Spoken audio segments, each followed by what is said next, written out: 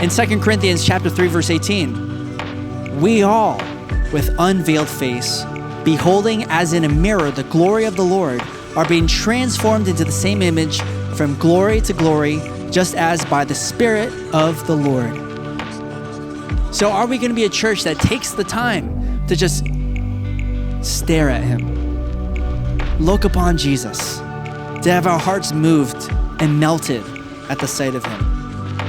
The disciples on the day of Pentecost, it's when they're in the same room, in the same spirit, that God was able to move powerfully. But if we're left to ourselves, what happens is we find small groups based on people that look like us, talk like us, act like us. We need the church, the large gathering, to be the place where we get to mingle and fellowship with people that are vastly different than us, which is not something you see in the world. You and I have the opportunity that every time that we are in the presence of Jesus, that people are a witness to the fact that we know the living and true God.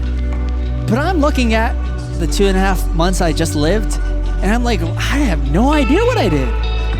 I feel like I just wasted all of my time. I didn't fall in love with Jesus more. I didn't do more for God. I wasn't the most productive person on the planet. You and I, once again, need a fresh revelation of him.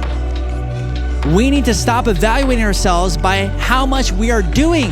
That was our problem before quarantine. We were just so busy, so exhausted, and then it happens, and then we're still busy and we're still exhausted, even though we have nothing to do. But that's where what matters most is not whether or not we've been productive throughout this time period, but whether or not we come out of this crisis with our eyes fixed fully on Jesus Christ.